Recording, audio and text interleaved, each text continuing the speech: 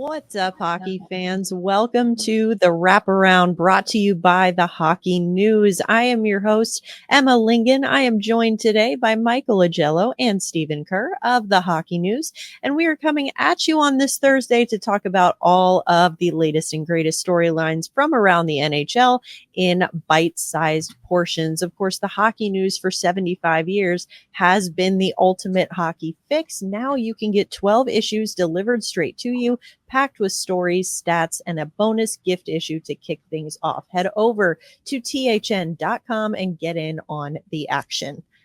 All right, guys, lots to talk about today. First, after on Tuesday, Mike, you and I, it seemed like the injury episode. We were only talking about injuries and which players and which teams have all these injuries. Want to get away from that a little bit today, talk about other things that are happening around the league. So let's head over to Vegas. So interesting situation in the crease for the Vegas Golden Knights, I think. They've got Akira Schmid, Aiden Hill, Carl Lindbaum. I mean, the Golden Knights goaltending core between those three guys has a combined .887 save percentage, despite giving up the third fewest shots in the NHL. So they've lost 5 of their last 7 games while they still have the second most points in the Pacific Division. Mike, is there any cause for concern about the Vegas Golden Knights? You know, just given their goaltending issues, do you think that eventually this will start to sort of rear its ugly head for them? Well, if they were playing this badly with Aiden Hill healthy, there might be more of a reason for concern. He hasn't played in over a month. Actually, it'd be a month today. They're playing Akira Schmid, who was essentially a backup in New Jersey for a long time. You know, he's 8-1-2 right now. His save percentage isn't great.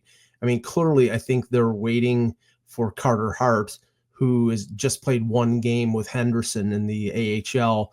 You know, he'll probably be up. I think it's December 1st is the date that he can play in the NHL.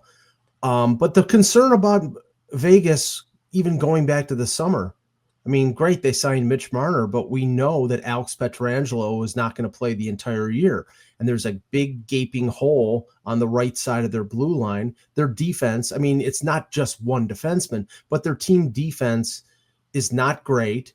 And that, you know, that sort of coincides with the goaltending. So, I mean, we know that, you know, they've been rumored to be after somebody like Rasmus Anderson from Calgary. I don't know how they do it because they're right up against the cap, but they need a defenseman and they need to play better defensively, but it's November. It's not April. Very true. Well, they say, Stephen, that the best defense sometimes is good offense. So do you think that Vegas being able to score as much as they can is going to continue to offset, you know, what might be some goaltending troubles for them? Well, maybe during the season, Emma, but, you know, once you get in the playoffs, you've really got to have that goaltending solidly locked up. And, you know, it has been a bit of a seesaw for them. I mean, Schmid made a huge save Wednesday against the Rangers. It was, I think, a 2-on-1 shorthanded.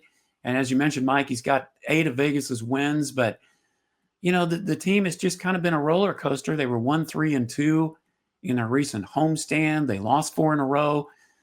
You know, they've had some key injuries. You mentioned Hill being out. Mark Stone's been out. William Karlsson. And, you know, so you have to kind of throw that into the mix. Now, you know, Bruce Cassidy, he made some pretty terse public comments about Schmid after he blew a similar 2-on-1 rush against the Islanders. You kind of wonder, maybe that's lit a fire under him. I mean, and somebody needs to get on fire here and step forward and get hot pretty quickly. Yes, it is November, but the season goes by quickly. So we'll just have to see what happens from here on out, especially if Schmid is going to remain in goal for a little bit. Well, one guy who has definitely caught fire is Macklin Celebrini with the San Jose Sharks. Of course, had a hat trick against the Calgary Flames on Wednesday. Of course, now Celebrini has joined Wayne Gretzky and Sidney Crosby, may have heard of those guys, is the only other teenager to put up 30 points in the first 20 games of an NHL season. So he's third in league scoring right now. He's only 3 points back of Nathan MacKinnon, for the league lead. So really impressive what he has been able to do this season. Of course, Celebrini's got the 4th best odds to win the Hart Trophy this year, of course, behind only Jack Eichel, Connor McDavid, and Nathan MacKinnon. Still early, but Mike, looking at this Sharks roster and the way that they've been able to produce offense at such a high level, what do you think it's going to take for Celebrini to actually be considered for Hart Trophy votes by the end of the season, even considering that San Jose as a whole is probably not going to be a playoff team? Well, you just said it. They need to make the playoffs for him to, I think be in the top 3 for the Hart. I mean, that would be a Herculean task. I mean, they're not a complete team. They did add some veteran defensemen over the summer. Askarov is a young, promising goaltender. They played Alexandre Texier a little bit, so they have a little more depth. But I mean, he would have to take them on his back and lead them to the playoffs. I mean, the ironic thing here is he's 19 years old. He's young enough to play in the 2026 World Junior, and he has a pretty good chance of being on the Olympic team. So what he's doing right now, that happens once every 10 or 12 years. And the way he's playing right now has been totally impressive. Yeah, Stephen, really impressive, I think, what Celebrini's been able to do here. Do you agree with Mike that it's really not even going to be a conversation unless he makes the playoffs with San Jose? Yeah, unfortunately, I think that's just how it goes. I mean, your team has to do well, but it certainly it doesn't discount the start he's having. I mean, it's amazing. And, I guess I'm revealing something a little bit here, but I actually had a one-on-one with Brady Martin. Of course, he came up briefly with the Nashville Predators and is now back in juniors, and Brady is 18. But I was asking him about, how him and, Matthew Schaefer's off to a great start, and Celebrini, how the a lot of teenagers are taking over the NHL lately the last few years. And wouldn't you want to be one of them? And of course, he joked and said, yeah, sure I would. But everybody has a different level and, different development level. But, even he was impressed with how Celebrini and Matthew Schaefer have been doing. So, but yeah, getting back to Celebrini, it would be very difficult. But gosh, just if he can keep this up through the rest of the season, I mean, you never know. He at least would have an outside chance if the Sharks would somehow sneak in. Well, I think another guy who has had a quietly very strong start to his season in Minnesota is goaltender Jesper Wallstedt. He had a 43 save performance in the shootout win for the Wild over the Carolina Hurricanes on Wednesday. Again, he's got a .926 save percentage, a 2.1 goals against, 2 shutouts in just 7 games this year. Meanwhile, Philip Gustafsson, the starting goaltender, has an .897 save percentage, a .299 goals against in 15 games. So Wallstedt, he was a first-round pick by the Wild in 2021, but of course he struggled over the last 2 seasons, limited starts, limited opportunities, but he's been great so far this year. And of course, it's worth mentioning here that Minnesota, before the start of the season, signed Gustafsson to a 5-year extension at $6.8 million AAV. He has a no-move clause until the end of 2028, and they've already got Wallstedt under contract for the next 2 seasons at just $2.2 million. So a lot of information there to unpack. But Mike, do you think that Wallstedt could take over the starting job in Minnesota maybe sooner than anticipated? And do you think that this could make Gustafsson a trade candidate in the next few seasons? Or do you think this is maybe just a flash in the pan for them? I don't think it's a flash in the pan. I mean, you said he was drafted in the first round. They've taken a very patient development approach with him. He played parts of 3 seasons in the American Hockey League. He logged over almost 100 games. So, he has paid his dues. And I think we know that with goaltenders, with defensemen, if they play long stints in the AHL, they come into the NHL as more complete players. And it seems that he has done that. They believe in Gustafsson. They believe in Wallstedt. I think right now the balance is like 2-1 in terms of Gustafsson starting. I think what you're going to see probably if he continues to play the way he's playing right now, it'll probably be a tandem where they play an equal amount of games.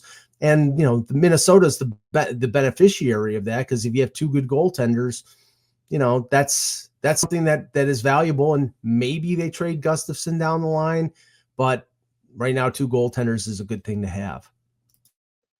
Two good goaltenders, really, for the price of one in today's NHL. So really getting them at a bargain there. Stephen, what do you think of this? What we've seen? I mean, it seems like a pretty surprising development, at least from outside of the Wild organization.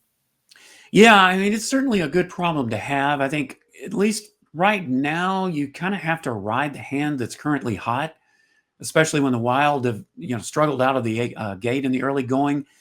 I mean, Gustafsson, he's had his moments of inconsistency through the years, and it's tough. You don't know from one game to the next which you're going to get with your goalie. But if Wallstedt can prove that he can do this over a larger stretch, and Gustafsson turns it around, I mean, yeah, I mean, who wouldn't want to be in the position the Wild are in, having 2 goaltenders that you have to kind of wonder from night to night, well, should we go with Gustafsson? Should we go with Wallstedt? So it's a good problem to have as long as they can both play at a high level, which kind of, at least right now remains to be seen. Very true. Well, elsewhere in the Central Division, switching gears a little bit here, head over to Winnipeg. So Jets captain Adam Lowry has signed an extension of his own, 5 years, $25 million. He's in the final season, of course, right now of a 5-year contract that he signed back in 2021.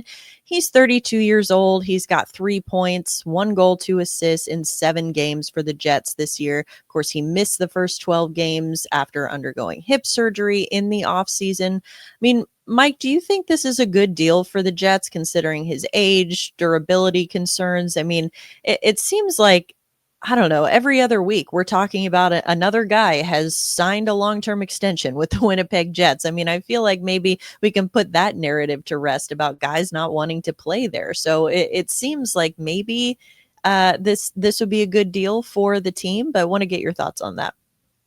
Well, I mean, we talked about before when they signed Kyle Connor, that was maybe a little bit of an overpay, even though Connor has been a really good offensive performer. I think they paid sort of a Winnipeg tax to keep him there. That sort of counterbalances what they got out of Hellebuck and Morrissey and Scheifele, where those deals are phenomenal. This one is sort of in between because Lowry is, he scores in double figures every year. I think they're paying him more for leadership. He's a really good defensive forward. He's, their captain. He's a physical player. He scored the game-winning goal, or the game, I think it was the game-tying goal or the game-winning goal in that Game 7 against St. Louis. It was the overtime goal. So, he's a leader, and I think they're paying him a little more for that. But, as we firmly established, with the cap going up as much as it is, a $5 million cap hit is basically like a $3 million cap hit over the last couple of years. So it's not a ridiculous overpay by the Jets. Well, and if you think about it, for a player his age, he's 32, a 5-year deal, you're really paying more for the next 2 to 3 years than you are for the last few years of that deal. So looking at that, it kind of does balance it out that way. Stephen, what do you think of this deal, not only for Lowry, but for the Jets? Yeah, I think that's a great point. And, there's always a risk because you never know with hip injuries long-term how that's going to turn out. But the Jets obviously believe that he'll be fine, and they're committed to making him a Jet for life because, he'd be, 38 when the deal is done. I do think it's significant that Lowry and his agent opted to negotiate during the season rather than put it on pause and test free agency or, wait until later. So he obviously wanted to remain in Winnipeg. So, the leadership is certainly a key. I mean, he is their captain. And I think that, the Jets, while you can't know for sure, they're obviously confident that he's going to get through, the hip injury and still be productive. He's had around 35 points over the previous 3 seasons. So, if he can even stay around that figure, it's going to drop off maybe a little perhaps. But still, considering what else he brings as far as intangibles to the Jets, I think they believe it's worth it.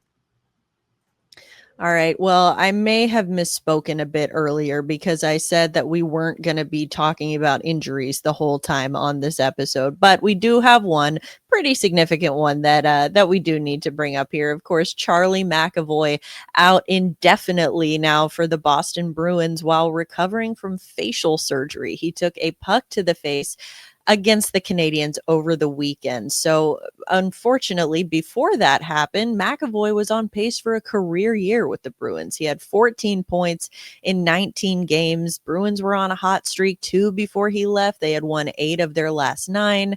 Of course, they have since dropped 2 straight games without him. So, Mike, while the Bruins have defied expectations, I think, to start the season, how much of an impact do you think McAvoy's absence is going to have in terms of, bringing them back down to earth a little bit?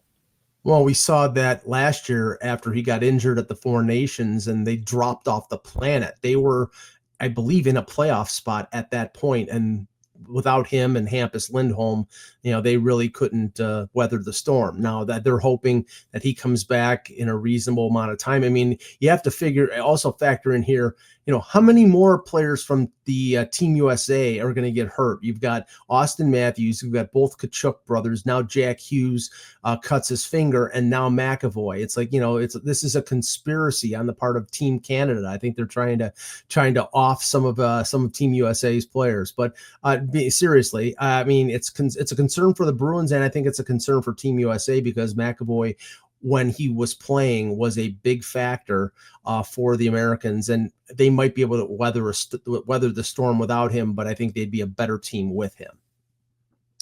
Absolutely. Stephen, what do you think of this? Of course, as I mentioned, they've lost 2 straight games without McAvoy. Do you think that they're going to be able to right the ship in Boston without him, or is his presence or absence going to be kind of the X factor there? Well, I think Mike made a great point about Team USA, but if you're a Bruins fan, you kind of have to feel the same way about the Bruins because this is the second year in a row they've been felled by a major injury because Hampus Lindholm was hit in the knee by a shot from Justin Falk when they were playing the Blues last year. I think it was, I don't know if it was around this same time, but it was sometime pretty early last year. Well, he was out for the season. And maybe Don Sweeney's learned his lesson from that because it certainly affected the Bruins then. I don't know if, they're going to start having to make some moves now, but it's just going to depend on how long he's going to be out. He did have surgery, but it's just a lot of unknown right now. So, yeah, it's going to be interesting to see with the Bruins, what they do or don't do. Because, last year they shipped out Brad Marchand, they fired Jim Montgomery. Everything just fell apart. So, hopefully that won't happen for them this year, but they're already starting losing with McAvoy out of the lineup. Yeah, definitely. And I noticed, I feel like it seems like a lot of teams with injuries right now are being hesitant to put timelines on like return timelines for their players, especially with the compressed schedule right now with the Olympics. It's really challenging to try and even venture a guess as to when McAvoy might be back, what this team might look like with or without him. So we'll just have to see what happens there. Another defenseman that I want to make sure that we talk about is Pavel Mintyukov in Anaheim. So he has since been scratched back-to-back games. According to Elliot Friedman, Mintyukov would actually like to be moved if he's not going to play. So he, of course, was the 10th overall pick for the Anaheim Ducks in 2022. He's had promising seasons the last couple years with the Ducks, but he's fallen behind Olen Zellweger and Jackson Lacombe on the team's left side, and his ice time has dropped from nearly 19 minutes a game in his first year all the way to just over 15 minutes this season. So that's worth noting as well. Mike, do they seem kind of destined for a divorce here? Do you think it would be best for both parties to work on a trade? And if so, which teams do you think should be reaching out for a player like this? Well, Pavel Mintyukov seems to be the victim of the Joel Quenneville flu. If anybody who saw the way Quenneville operated in Chicago, and obviously he's very successful winning 3 Stanley Cups, but there were defensemen that he had on his roster that were brought in by Stan Bowman who he didn't like Trevor Daley. They brought in Trevor Daley. He didn't like him. He didn't play him. And then they ended up moving him out. But then he played Duncan Keith and Brent Seabrook and Trevor Van Riemsdyk and, Yarmelson. He played them to death. It seems to be that's what they're doing here, where he's playing, Trouba and Hellison and the 2 defensemen you mentioned. They're playing them nearly 20 minutes a night, but he's not playing Mintyukov. I don't think that's going to change. Yes, he would be a very attractive piece in terms of dealing for a veteran. And, this team is a playoff team. I think, you could get a pretty good veteran for a young player like Mintyukov. So will it be a divorce? Yeah. Will it be soon? Who knows? But I think it'll be before the deadline because he's too good of a player to be a healthy scratch. Yeah, that's what I would think about this. I feel like there are a lot of teams out there who would love to have a guy like him on their blue line. Stephen, what do you think? Well, something has to give sooner or later, Emma. I mean, this happened to him last year when the Ducks had a plethora of defensemen. They could afford to scratch him. So that, yeah, this isn't the first time it's happened. This year, Ian Moore has been playing well, so he's been kind of edging out Mintyukov there. I mean, there's been some inconsistencies. He hasn't had as far as scoring is concerned, his rookie season in 2023-24, I think he had 28 points that season. But as you said, teams are certainly looking for a guy like him. And I just think, yeah, sooner or later, something's going to have to give, especially if you're going to keep healthy scratching him year after year. Yeah, definitely a name to keep an eye on there as, trades may start to happen here after American Thanksgiving is usually when we kind of start to see the wheels turning on that. So definitely a name to keep an eye on there in Anaheim.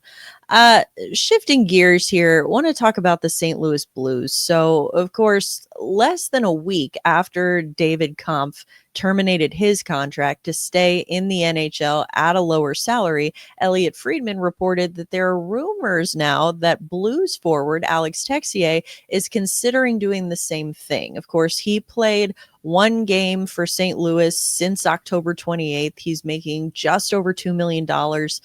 He was a 2nd-round pick by the Blue Jackets in 2017, had his best season in the 2021-22 season when he put up 11 goals and 20 points in just 36 games. Mike, do you think if Texier were to go this route, the same route as David Kampf and terminate his contract and sign somewhere, do you think that there would be interest in a player like this if he were to become available? And if so, what kind of teams do you think could be interested? I don't think there will be as much interest in him as there was with Kampf because Kampf is a center. And, the team that eventually signed him, Vancouver, was bereft of center depth. So, that was a no-brainer. Texier has had a weird career because he was with Columbus and then he was loaned to a team in Switzerland.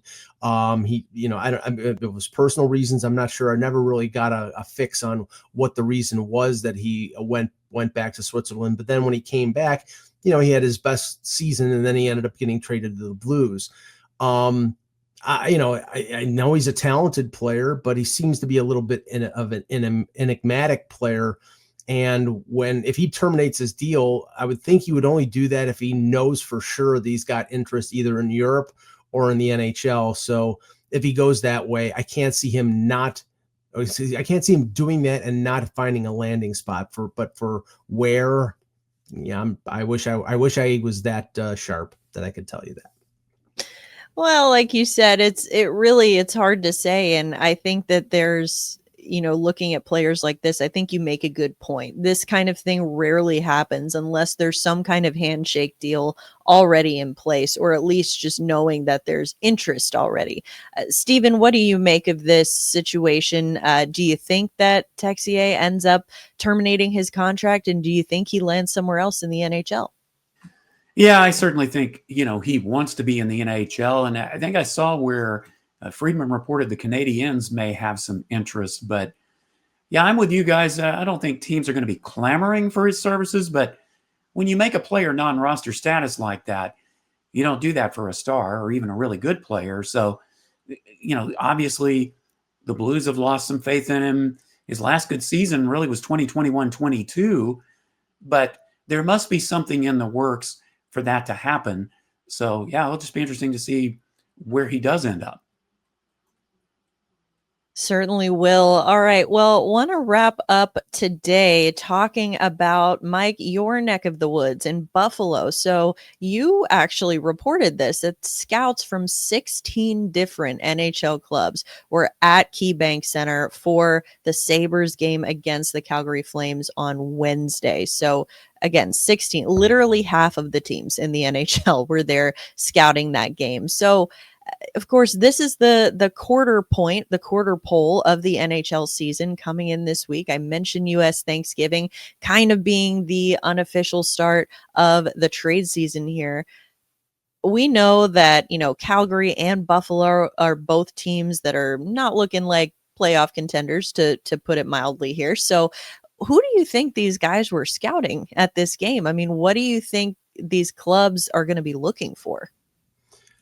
Well, I mean, I think the focus probably was more on Calgary than Buffalo, but I think, scouts will, basically file their notes in a book or in online, in their computers, and reference it for later in the year. And we know that after the Olympic break, there'll be a few days before the trade deadline, so teams are going to want to get a jump on making additions. But in terms of Calgary, it's obviously Rasmus Anderson that teams are looking for a right shot defenseman.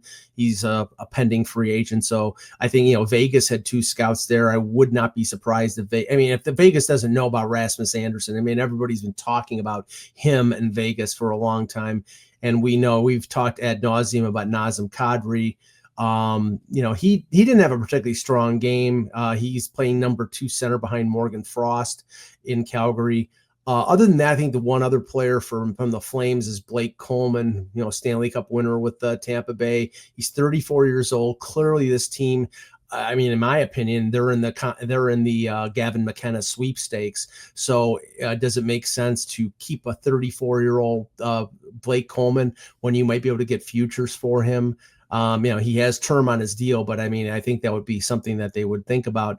As with Buffalo, the name is Alex Tuch. Alex Tuch.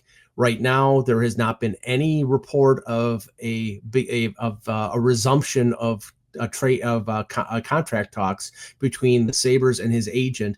And with every day that goes by, it's one day closer to him probably getting traded, because if they will not hold on to him past March the 6th if he doesn't have a contract. They have to get him signed, and if he's not signed, or he says we'll talk over the summer, then he's got to go someplace else, because him and Artemi Panarin are the 2 biggest free agents in the summer. And you cannot let him walk for nothing. You either sign him or trade him. Definitely. Yeah. Lots of names to keep an eye on here. Stephen, would you agree? I mean, just from your, making an educated guess, who do you think that these scouts would be looking at in this game? Well, I mean, it certainly isn't unusual, especially at this time of year, Emma, when teams are struggling. Scouts are going to be going there because, the biggest question is who's going to have the fire sales when the trade deadline gets here. So they're filing things away. And I was even going to ask Mike, well, aside from Tage Thompson and Rasmus Dahlin, who aren't they looking at? Just about everybody, right? I mean, yeah, Tuch is certainly the main guy, but what about some of the others? Let's see if I can do this. Ukko-Pekka Luukkonen, I think I got that right. Byram, there's going to be a number of names, but Tuch is the obvious one. And we keep hearing reports that he's, could or could not be on the trade deadline block or sooner. So, yeah, it's certainly not unusual. You're going to see a lot more of this as time goes on. But, yeah, I just, I don't have to tell this to Mike because he covers the team. But the Sabres are a dumpster fire. And I think scouts are just waiting to see, well, who can we pounce on if any of these players, they decide to make them available. Well, Luukkonen, I believe Friedman reported that he's probably not too happy that he's a third string. He's the highest paid third string goalie in the NHL right now because they're playing Colton Ellis and Alex Lyon. I don't know how long they're going to play Colton Ellis as much as they are, but Luukkonen is making $4.75 million and not playing. He's not hurt now. So that's a factor. And Byram is always a potential trade piece because he signed that 2-year bridge deal. And after that, he's an unrestricted free agent. So if you can't get him signed, they can't even talk to him about an extension until next summer. But, it doesn't feel like there's a good chance he's going to sign a long-term extension if he only signed a 2-year deal to walk into free agency. So yeah, there are a number of players who potentially could be targets of teams, but right now Buffalo is still under the illusion that they can make a playoff run. They're close mathematically, but they are such an inconsistent team that I don't know whether they can put it together to make a legitimate playoff run. They've yet to convince me. Well, I think Stephen also made a very good point about how this time of year, it's rare to see that many scouts. There's always going to be scouts at games, but to see half the NHL represented at a Sabres Flames game, definitely noteworthy, worth calling out, and could be, a sign of things to come. Could be a busy or potentially early starting trade season this year. So we'll be keeping an eye on all of that. Of course, if you want to read more about the Buffalo Sabres or whatever else is happening in the NHL, go check out the work of our wonderful guests, Mike Augello and Stephen Kerr over at the Hockey News. Of course, the Hockey News has been the go-to for all things hockey since 1947. 12 issues packed with game and player insights, plus a free issue to start, is a must-have for any fan. Head to thn.com/free and grab your subscription today. That is going to do it for today's episode of the Wraparound. Thank you so much to everyone who tuned in and joined us today. We will be back with an all-new episode next week. For Mike Augello and Stephen Kerr, I'm Emma Lingan, and we will see you next time.